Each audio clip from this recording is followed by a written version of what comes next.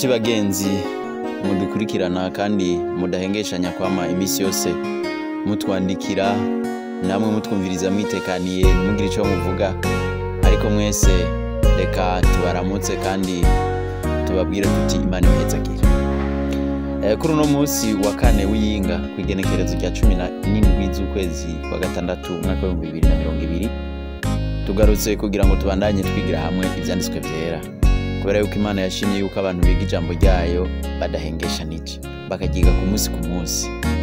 Nkuko umuntu afungura ku munsi ku munsi, ni nako dukeneye kwama imisi yose turya kandi tunywa ijambo ry'Imana.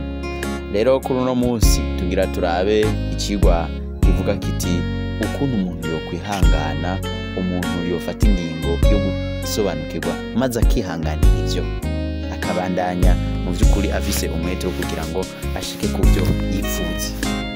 Rero imbere yuko dutera imbere, reka tubanze dusenge. Turagushimiye uhora ugira neza, tugushimiye impuhwe zawe, tugushimiye ukuntu muri kano kanya ubikunze ko tuba turi bazima muhabwa icubahiro. Tugusabe rero kugira ngo tubabarire maze umaze kwirengagiza ibyaha byacu, uduha amahirwe yo kuba bamwe mu bazotahijwe, tubifashijwemo n'ubuntu bwawe, tubifashijwemo no kumva ijambo ryawe, tubifashijwemo no kurishira mu ngiro, tubifashijwemo no gutabara bene data, tubifashijwemo no kugira ngo abandi batarimenye nabo turi bamenyeshe no habwa icubahiro. Rero ubuntu bwawe n'amahoro tumenye n'uwo wese abane natwe kugira ngo ijambo ryawe rigire ubukuba n'ubushobozi kandi turisobanukirwe neza mu izina rya Yesu, amen. Rero uyu munsi ikicigwa dufise ni cigwa mu by'ukuri kiboneka yuko abantu dukwiye imisi yose kuba abantu ihangana kandi iyo umuntu akeneye ikintu yame afise umwete n'ishaka yo kugira ngo ico kinagishike ko naho hoba ibimuzikiza byinshi, hoba ibibazo byinshi. Nta gihe na kimwe umuntu w'Imana yigeze asezeranirwa amahoro mu buzima bwiwe yuko ibintu byose bizokoma bigenda neza. Abanyabwenge, abahinga bagiye barabaho ku isi imbere yuko natwebwe tubaho, abashakashatsi, abantu bose babaye bazima bakaba muri ubu buzima baremeza yuko atakintu na kimwe kibaho umuntu atakibiriye akuye. Nico gituma hari imigani myinshi nko mu Kirundi dukoresha ariko tudakwiye no kwishimikiza kenshi, ariko nayo nyene ivugwa ugasanga hari ico ishobora kumarira abantu. Rero hari abavuga bati ushaka umuce acika ijoro. Abane barundi babivuze berekana yuko umuntu imisi yose hari akeneye abwirizwa kugira ico akoze. Rero hariho n'iyindi bavuze tushaka umubira birakuya, berekana yuko niba hari ikintu kanaka ukeneye ubisaba yuko witanga kandi ukagikorera n'umwete n'inguvu zawe zose. Mbega ni gute nibi bintu byose bibaho kugira ngo biboneke umuntu abwirizwa kugira icyo akoze? Mbega ni gute ijambo ry'Imana ryoryo ritofatirwa kanya? Ijambo ry'Imana ryoryo ridakwiye guhabwa umwanya kanaka wo kugira ngo ryigwe.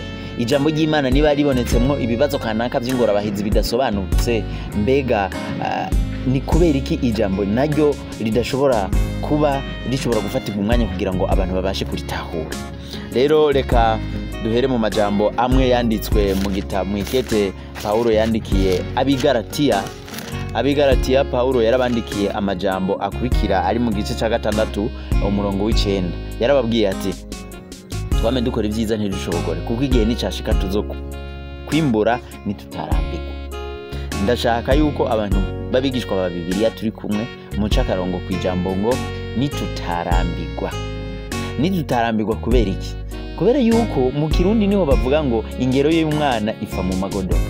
Umuntu arashobora gutangura ikintu maze kubwo gucibwa intege n'ingorane ahuye nazo bigatuma ca kintu agihagarika kandi yaravise ikintu kanaka agamije. Twebwe ico tugamije no gutahura, no gusobanukirwa neza ijambo ry'Imana. Abantu babigishwa ba Bibiliya babwirizwa kubaho ari abantu biga ku munsi ku munsi kandi bakama biteze yuko mu ijambo ry'Imana bahakuramwo umutsima w'ubugingo maze bagakora uko bashoboye kose. Muri ivyo rero hazozamo ingorane nyinshi. Zimwe mu ngorane nkuko turiko turabibona minone ni ugushika ku murongo ukumva mu by'ukuri urataka umurongo muri Bibiliya ntusobanukiye. maze Imana iriteguye cyane iminsi yose gukora icishaka n'icisabwa kugira ngo umuntu w'Imana abe asobanukiwe n'ijambo ry'Imana. Ndashaka yuko hari amajambo Yesu yavuze mu butumwa bwiza bwa Matayo. Aya majambo ndifuza ko twasomera hamwe. Amajambo yavuze ngo Yesu, musabe muzohabwa, muramutse muzokugururirwa, kuko uhusaba wese ahabwa, nuramutsa yugururirwa. Ati mbega ninde wo muri mwebwe umwana we yomusaba ifi akamuha inzoka, canke akamuha inkara mu gihe asavye irindi? Aya majambo yose yaravuze mu butumwa bwa Matayo, naho tutukurirwa turayasoma. Ayavuga no mu butumwa bwa Luka, bwanditswe na Luka, nawe yarayasubiyemo. Ati musabe muzohabwa, kuko usaba wese ahabwa, nuramutsa wese yugururirwa. Ati umwana wagusavye umutsima, umutsima ntumuhibuye. Umwana wagusavye irigi, umuhu irigi ntumuha inkara. Rero bisigura ko dukwiye kwama iminsi yose twizigiye Imana yuko ivyo twisavye izo biduha. Ariko hariho ijambo rivuga ngo nitutarambirwa. Tubona mu Bigalati 6:6 kuri wa murongo cyo gusoma w'icenda. Rero ibi bitwereka yuko ijambo ry'Imana naryo rirakwiye gufatirwa umwanya. Si ibintu vyigwa amajejuru, si ibintu vyigwa umuntu ubwo nyene bikivugwa cyo bitahura. Nivyo muri siyanse abantu ntibaca babitahura ubwo nyene. Mwibuke yuko muri mu ndwi yahera twabonye aho Yesu umuntu yaje akamubaza ati mbega mwigisha mwiza, murike ngo nze ndagubugingo.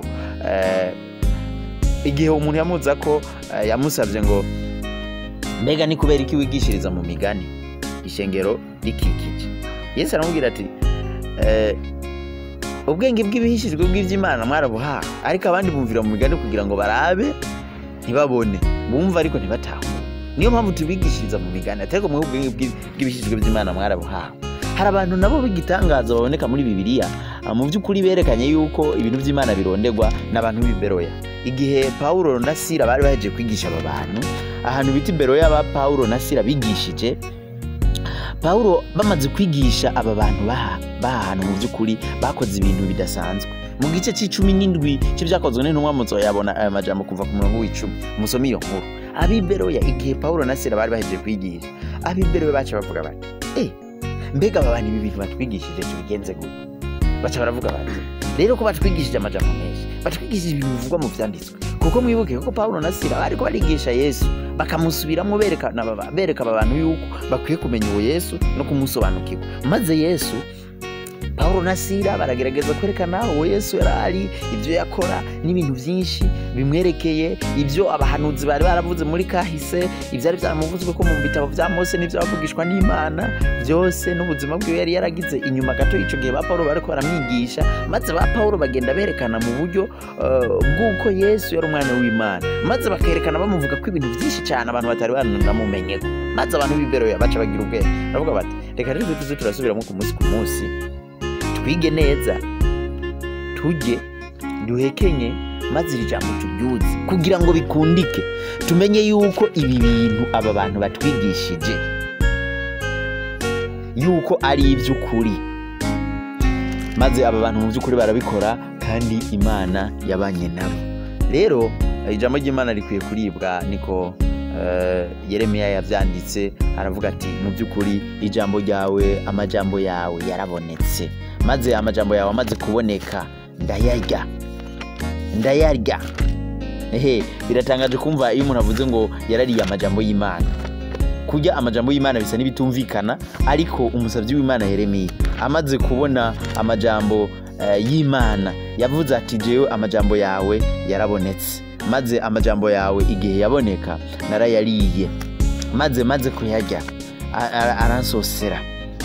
Amaze kunsosera ndahinduka, nanje mba muzima, mba mushasha. Amajambo y'Imana rero arafatirwa umwanya, amajambo y'Imana arigwa, maze umuntu amaze kuyiga agahitamwo kugira iki, kuyakurikirana, akashikiriza Imana nawe ubushake bwo kwerekana yuko iryo jambo yamaze kwakira akwiye kurishira mu ngiro. Rero amajambo y'Imana arafatirwa umwanya. Aha rero muri nondongozi batwereka uko nta kintu na kimwe gipfa kuza gutyo ku muntu, atakintu na kimwe kiza ko gusa, kandi ukwihangana k'umuntu mu kurondera ico kintu ariko kumugezako, kandi ukwihangana kubwirizwa kuba ari uko abantu bo mu minsi y'iherezo nk'uko umusavyi w'Imana Yohana yavyanditse mu gitabo cy'Ivyahishuriwe Yohana mu gice ca 14 umurongo w'12. Ndabasaba imirongo imwe naho tuba tutayisomye muze murasubiramo namwe muyisoma kugira ngo bikunike tuze turajana mu vyigwa. Aha hantu uyu murongo murazi yuko uvuga ngo aha ni ukwihangana kw'abera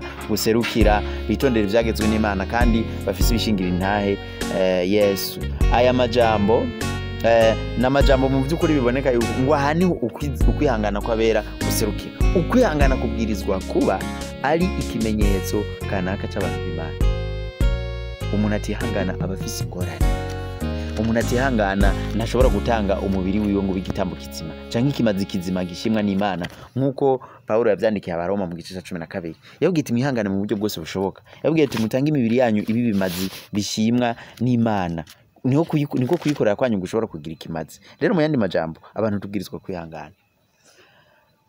Hari umuririnzi umwe mu Rwanda yavuze ngo kwihangana nico kintu cya mbere kigoye. Kandi mu by'ukuri biravye kwihangana kiragoye ariko bisaba yuko ubushobozi bw'Imana bufasha umuntu. Kwihangana igihe ikintu kanaka utagisobanukiwe, urafise umwanya kanaka wo gufata kugira ngo usubiremo witonde maze iri jambo urive ko uritahuye. Hari umugabo antangaza cyane, umugabo yabayeho nko hagati na hagati mu kinjana ca 19 yitwa William Miller, yari umunyamerika.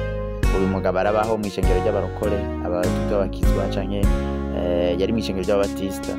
Maze amaze kubaho muri iryo shengero aragira igihe arabona umenga abantu barakonje, abantu ntibasenga neza, yihingingo afata ingingo aragira ati jewe ikintu ngomba nkore ni ikintu kidasanzwe, ngomba nige kugira ngo nsobanukirwe impamvu abantu babizi. Kwereka abantu twama twiga muga abantu ntibahinduke, kwereka abantu biboneka yuko umenga abantu barahoze, abantu bitwa karaba kirisu burya ntihari ikintu baba batamenye mu jambo ry'Imana gituma baba bameze uko. Aca afata ingingo yo kwiga igitabo cyitwa Bibiliya, ahera mu itanguriro. Abagerageje kwandika iby'inkuru yiwe berekana yuko uyu mugabo yarashobora kumara ku murongo umwe iminsi 2 cyangwa 3, umurongo umwe kandi yiriwe awiriweko, n'undi munsi ukaza agerageza kuvuga ngo uyu murongo mbega wagombye kuvuga iki, uyu murongo wagombye gusigura iki, akava muri iki gitabo akaja muri kiriya akaraba muri Bibiliya akagereranya n'indi mirongo kugira ngo uwo murongo aze kuvuga awusobanukirwe. Ariko igikorwa kanaka yabanza gukora ni igikorwa cya mbere kijanye no gusenga. Umuntu yabanza gusenga Imana kugira ngo ubushobozi bwa Mungu bumuzeho. Niyo mpamvu natwe igihe tuje twiga Bibiliya bisaba yuko tubanza gusenga Imana kugira ngo Imana ibanze idutungane maze ize ibane natwe abari idusobanurira, kubera yuko iki gitabo kimubona ntigisobanurwa n'ivyiyumviro by'umuntu n'ubwenge bw'umuntu, gisobanurwa na muntu w'Imana. Maze muhemu agasobanurira ati ahantu kubera banditse iki kintu ubona umenge iki kintu kiranyuranye n'iki kintu kivugwa mu mugani, iki kintu kigomba gusobanura iki. Ari nayo mpamvu umuntu adakwiye kubikoresha ubwenge bwiwe. Maze uyu mugabo yihinginga ariga, ahera mu gitabo cy'itanguriro apfa ku murongo umwe aja ku wundi kugera igihe ashitse ku bintu bikomeye cyane. Abadventiste muramuzi, uyu ibintu yakoze bikomeye cyane. Ari nayo mpamvu twageze n'igihe tumenye umuco mwinshi muri Bibiliya mu ijambo ry'Imana. Rero yakoze ikintu gikomeye cyane, twabwiwe yuko gikenewe ikintu cyo kwihangana. No muri no ndongozi rero turabona yuko abantu bakwiye kubaho bihanganye nkuko twabibonye mu gitabo cy'Ibyahishuwe, hatwereka ukuntu ukwihangana ariko kuzoranga abantu bo mu minsi y'iherezo, maze bikadufasha cyane kusobanukirwa n'imirongo kanaka igoye yo muri Bibiliya mu gihe dufasha akanya ko kuyiga neza kandi twitonze, tutavuga n'ingoga ngo janiranye tugira iki, tudahekenya tudashikana, ahubwo tukitonda cyane maze tukavuga tuti uyu murongo kubera ko ntusobanukiwe ndashobora no kurondera uwundi muntu tukicara tugahanahana ibyiyumviro. Ikibazo abantu twahaye ijambo ry'Imana umwanya, ivyo nivyo bituma ikintu utacumvise ucuvuga ati ntaco mafu ntaco bintwaye nibigende nta ngorane. Ariko iyo ni ingorane ikomeye cyane, umenye yuko uri mu kaga, ahubwo usenge kugira ngo Imana ikurokore.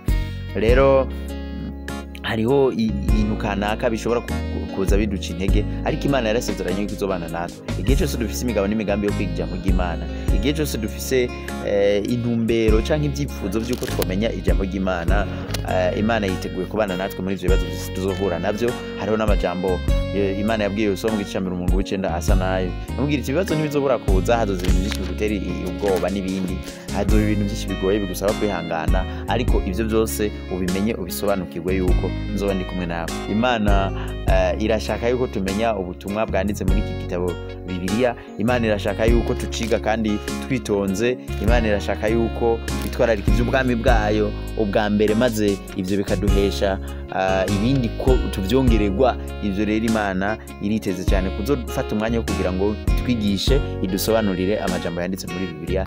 Imana ibahezagire kandi bakomeze ibagirire ubuntu bwinshi mu izina rya Yesu. Turagushimiye uhoraho ugira neza, turagushimiye kuri kino cigwa, tugushimiye ukuntu watwigishirije, tugushimiye n'imbabazi zawe n'ubuntu bwinshi ugira. Turagushimiye rero kubera ko amajambo nkayo dushikanyeko utweretse ukuntu dukwiye kwihangana, wowe umwe wese kugira ngo twihangane, maze igihe cyose tubonye ibintu kanaka byanditse muri iki gitabo tudasobanukirwa, dufate umwanya kanaka, dufate umwanya wo kuvuga tuti reka ico tugamije ni iki, turashaka gushika kuri iki, rero bitubashishe gufata umwanya ukwiye kugira ngo dufatire ijambo ryawe umwanya, udufashe kugira ngo umwe wese muri twebwe dufatire ijambo umwanya, maze ijambo ryawe tugigana umwete. Ivyo bizodufasha kurimenya, ningihe habonetsemo ibintu bigoye gutahura ntiducike intege, ahubwo tubandanye kugira ngo bikundige dutahure, natwe tubere umugisha abandi. Nitwamara gutahura iki tugitahuze bene data uzokoze. Imbabazi zawe rero zitubane, maze ubuntu bwawe bukomeze kuba kwisi nk'uko biri mu ijuru, mu izina rya Yesu, amen.